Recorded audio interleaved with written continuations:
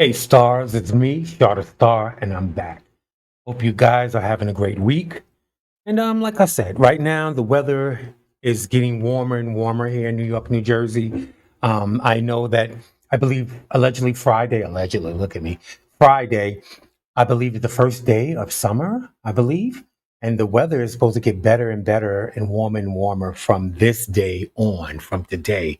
So allegedly, it's supposed to be a cute weekend. We get rain every weekend. It's nice during the week, but then when the weekend comes, it's raining. So allegedly, we supposed to be getting some weather.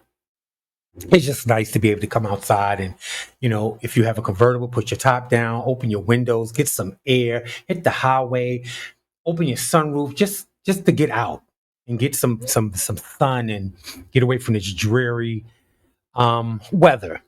Okay, so right now, let me before I even get to that, I am drinking some Pellegrino. I told you I've been drinking this Italian sparkling water, and this is the lemonade flavor, but it has like zero sugars and no added sugars and things like that. So I'm trying to do that. So that's what I'm drinking. Some Pellegrino sparkling Italian lemonade water. And not too bad. Refreshing. Okay, so um Tyler Perry, that's what we're talking about. Okay, surprise, surprise. Not really. Okay, an actor on the US BET television show, The Oval, has filed a civil lawsuit that accuses media mogul Tyler Perry of repeated sexual assault and harassment. His name is Derek Dixon, and he's seeking 260 million in punitive damages from Perry in a lawsuit filed Friday in Los Angeles Superior Court. In the suit, Dixon accuses Perry of he has a pattern of workplace sexual harassment, assault, and retaliation. Um, of course, Tyler Perry's attorneys already is naming it and claiming it to be a scam and a money grab. And listen, Tyler Perry is worth $1.4 billion, allegedly, right? So and you can't front. He's definitely doing his own thing and whatever that is. But am I surprised? Are you surprised? I'm not. Allegedly, um, you know what? I'm not even gonna go too far in this until we find out more. Because at some points I've read a couple of little instances of this story, and at one point it seemed like they were actually. I mean, allegedly, it seems like they were getting along and getting it popping for a while, and then things didn't go their way. I do remember. I do know who this Derek Dixon is. He plays Dale on the Oval, and Dale is he's actually a homosexual gay character. Does he act like that? No, that's not what it's about. But he is gay, and he just showed up one day last season or something. He just showed up, and he's supposed to be like a person that's, how can I say, traveling from town to town, and he seems to be running from something, but we have not been able to focus in on what he's running from. But he's gotten caught up into the Secret Service, and if you know the Oval, then you know the story. Well, the character that filed this lawsuit is the Dell character that works at the pharmacy, that's friends with the butler, and get into it. If you enter the Oval, then you know who he is. And I was kind of surprised, maybe the person that was filing because he doesn't have a huge part. I mean, he's there. Like I said, he just arrived one day, like he was passing through town and he needed money. And he apparently, a little bit of his story, he was from a farm. He lived in some country town and some things had happened and he ran away. And in the midst of it, the Oval, of course, takes place in Washington, D.C., because it's about the White House. So somewhere along the line from down south, he stopped in D.C. on his way to New York or somewhere. I don't know. But it is weird now that I think back of how he just appeared.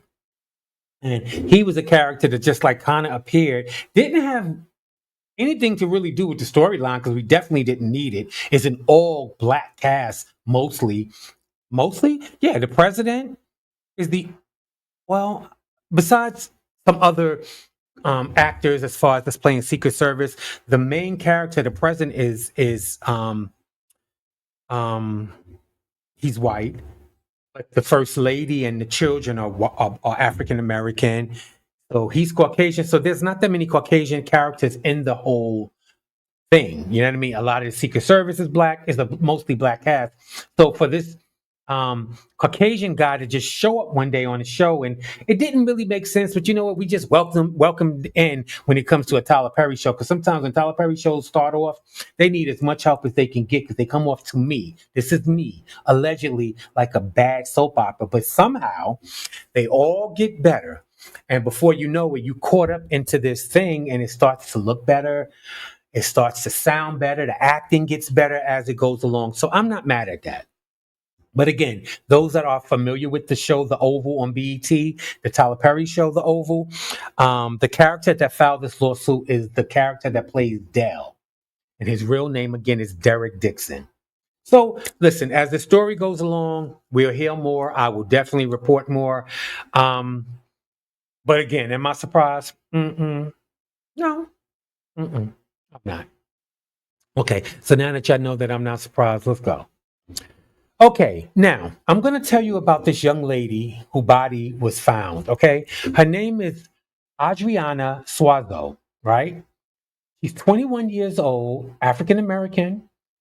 Her body was found unalive. She was found unalive on June 1st, 2025, in a wooded area near a residence in Milton, Massachusetts. Now, just this, the reason you're like, why are you just telling me about this random girl? Well, the thing is, she's now the 13th unexplainable unaliving that's happened between Connecticut, Massachusetts, Maine, and it's one more. But yeah, and these all these states are right close together, and she's the 13th unexplained unaliving, and they may think allegedly that they have a serial killer on their hands. Okay, so let's get into it. Now, the discovery of Suzio's body marked the 13th unexplained unaliving in remote or wooded areas in Massachusetts, Connecticut, Rhode Island, and Maine. So those four places, and they're all neighboring states. Um, Now, I don't know why they would think it was a serial killer, allegedly, because when I read the story, the ages are from like 21. I think this young girl, it was the youngest, 21, but I believe it goes up to 56. So victims go from 21 to 28 to 35 to 56. But I'm going to tell you this, in April, this started, right? Well, this supposedly have started in March. March 21st, they found the first woman unalive. She was 56 years old. Okay. And she was found in, you know what? I'm going to take that back. Denise Leary, who was 59, was the first victim, and she was found in New Haven, Connecticut on March 21st. Then 5 days later, they found Michelle Moreno, who was 56. Um, yeah, and they said they unexplained. And just to go back a little bit, this has been going on since March, right? But in April, the remains of six people. Okay, one, two, three, four, five, six. Six people, six people were unalive found in towns close to one another in Massachusetts, Connecticut, Rhode Island, and Maine. So again, listen, we don't, this story, because of the Puffy thing going on, these are stories that should be on the main news in pretty much any neighboring state. And I say that because Connecticut and all these, well, just say Connecticut isn't far from New York City. You know what I mean? So why isn't someone in New York, why are they not reporting this in New York? Because it's already gone from Massachusetts to Connecticut, no, well, Massachusetts, then Rhode Island, then Maine, then Connecticut. These are all neighboring. And if you really felt that these are 13 unexplainable unalivings since March, and we're now in June, maybe you need to be putting this out there a little more. So anybody, listen, all my followers and subscribers, look, if you have any family members, and these seems to be all women at this point. So I don't know what the connection to make them think, but there's certainly a connection with these unalivings, 13 unalivings, that make them think that they may have been done by one person or a group. And it might be considered a serial killer. Okay. So if you have people in Connecticut, hell, it's so close. I know people in Connecticut, like Boston, in Massachusetts, Connecticut, Rhode Island, and Maine. Just make them aware of this story and what's going on, because I don't even know if they're aware of what's going on around them. But this is the 13th unexplained unaliving. Okay, just want to let you know, guys. Well. Now we haven't talked about R. Kelly in quite a while, right? Get into this, y'all. Now you know R. Kelly and his attorneys, right?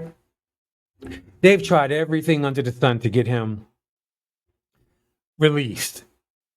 And I don't understand why they even keep trying. This man has been allegedly, well, not allegedly, he's been um, sentenced to what, 30 years? Relax. You got time to go. Okay, so what R. Kelly's attorneys are saying is that allegedly, um, disgraced and R&B star R. Kelly suffered an overdose of medication that was given to him by prison staff in North Carolina. So apparently, earlier this month, R. Kelly allegedly um, suffered an overdose of medication, and he's stating that this was given to him by the prison staff in North Carolina, and he feels there's something else going on, right? So it says earlier this month, Kelly's attorney said that the singer needed to be pardoned by President Donald Trump as he was the target over an elaborate assassination plot involving a leader in a white supremacy prison gang. Now, what R. Kelly got to do with a white supremacy prison gang? I have no idea. I just feel like they're throwing crap up against the wall and just trying to see what's going to stick. And I feel like they have tried everything else. So why not? You know what I mean? The latest filing comes as the federal prosecutor who put the disgraced Kelly, 58, in prison for 30 years, have slammed his attempts to gain a release as deeply unserious and just ridiculous, like ridiculous. So he tried to get out on COVID. He tried to get out on all of those things. And this man now is saying that he believes that someone is trying to unalive him, allegedly. Earlier this month, he was overdosed by medication given to them by the prison staff, and that they feel that is an elaborate assassination plot involving a leader in a white supremacy prison gang. So now they're saying that he's kind of being threatened and it's unsafe for him to be there. So a safer place is for him to be home.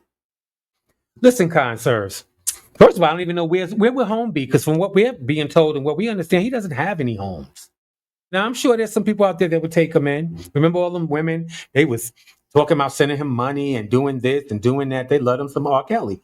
And I love some R. Kelly music. However, I can't say I really listened to it since this thing. It just doesn't feel right sometimes. I don't want people cars rolling up next to me and I'm in there jamming to.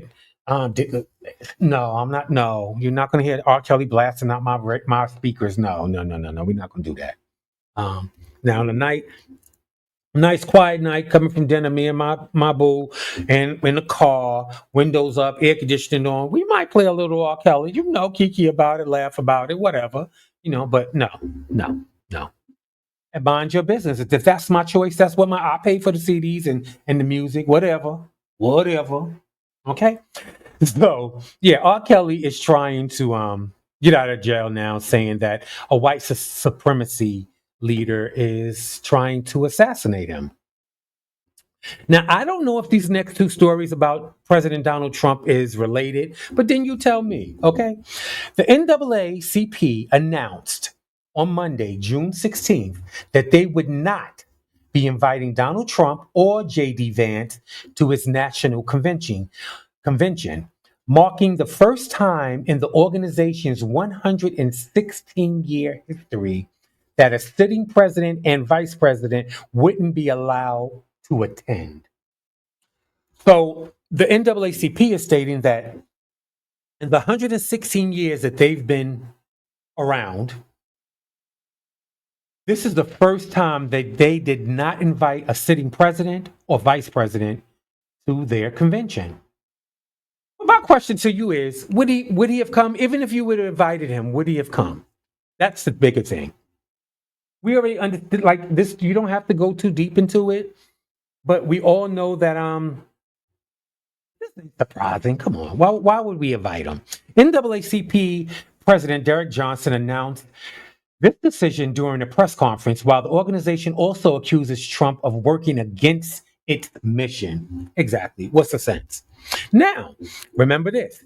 They announced that they would not be inviting him or JD Vance to their national convention, the NAACP, right?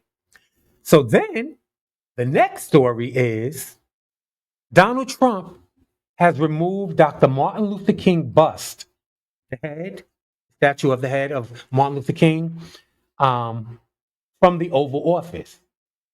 And the reason this seemed interesting for me because the NAACP disinvited him or just never invited him or JD Vance, right? Okay, boom. So then he turns around and has the Martin Luther King bust removed from the Oval Office. Now, one report stated that the bust was removed from the Oval Office, but was put into Donald Trump's private dining room. And I was like, girl, bye. You gonna tell me that you removed this bust from the Oval Office and now it has been put into Donald Trump's private dining room. Crap. You already know. Okay. Now the second story was Donald Trump had the bus removed from the Oval Office and removed from the White House completely. Now I kind of believe that story. Why would Donald Trump take this bus of Dr. Martin Luther King and put it in his private dining room? Like that's what he wanted to look at while he's eating, right? I don't believe it. I believe the second part that it was removed from the White House altogether. Okay. Okay, the tribute of the iconic I Have a Dream speechmaker that's set front and center during Barack Obama and Joe Biden's presidencies have been reshuffled to Trump's private dining room, according to the press. Don't believe it. It comes as Trump, just days after an embarrassing humiliation effort of Biden government restoring several more of army bases named that originally honored Confederate military figures, whatever. Listen, the point is, he wasn't invited to the NAACP convention. He, in turn, removed Dr. Martin Luther King's bust, head bust, which has sat in the Oval Office during Barack Obama's and President Biden's presidencies. So now all of a sudden, it's not where it should be. So they're just trying. I just thought that they're really trying to make us believe that it's been moved to his private dining room. You could have did better than that. The reason they did his private dining room is because no one's ever allowed in his private dining room. There's no cameras there. There's no one to say that's not in there. So he picked a place where we could actually say, well, it could be because we wouldn't know. Now, if they said, "Oh, he had it moved to this particular room, the yellow room, the red room, or whatever," people they do tours of the White House. You would be able to tell in those rooms.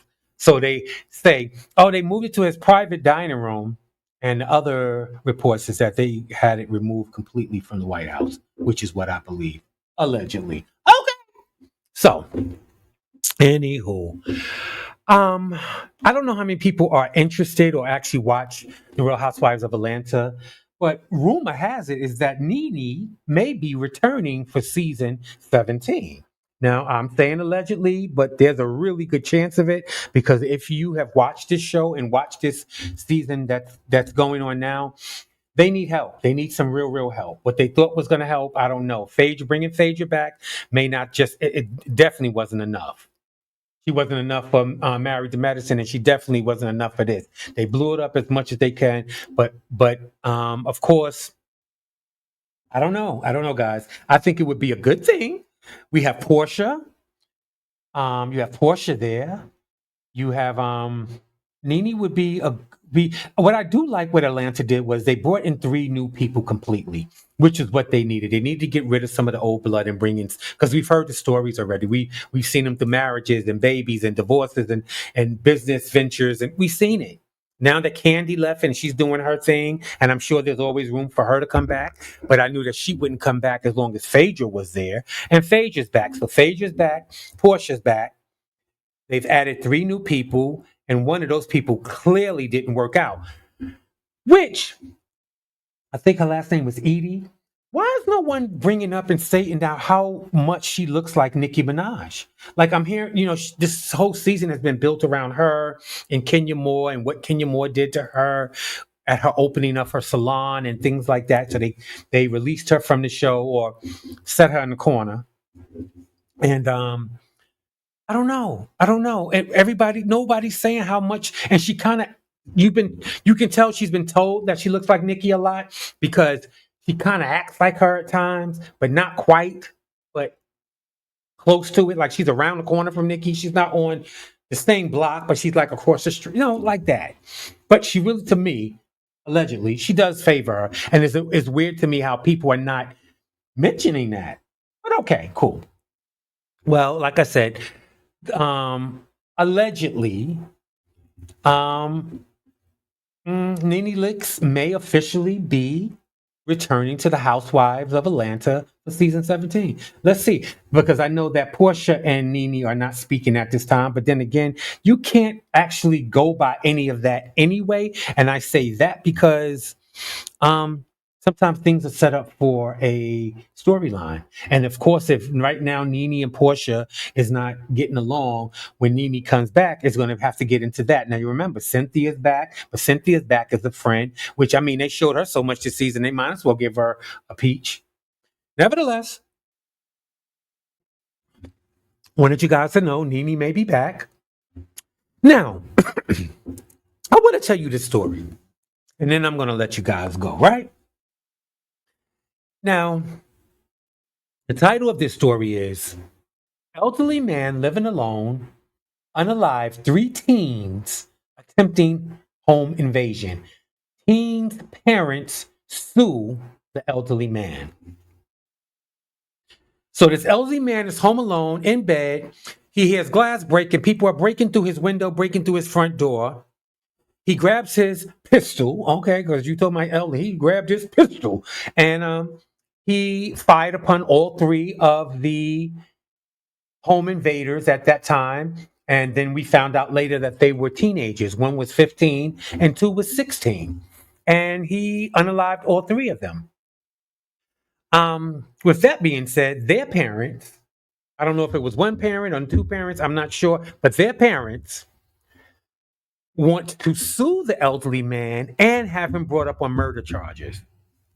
And that's diabolical. Your kids break into my house to do whatever, and you want to bring me up on charges because I unalived them for doing what they were doing? Now, the crazy part is, y'all ready? Seriously. The crazy part is the mother's reaction and statement to finding out that their three teens were unalived while attempting a home invasion on this elderly man was, they weren't there to kill you. They was just there to rob you. They was just gonna rob you. They wasn't gonna kill you. That's what was said. That's the statements. Baby. So your three teens break into broke through the front glass door, broke through his living room windows. I don't know why they even thought something was there worth that. They had on mask. They were armed. And nobody knew or cared at that point that they were 15 or 16. They were masked and armed, breaking through your windows and your front door.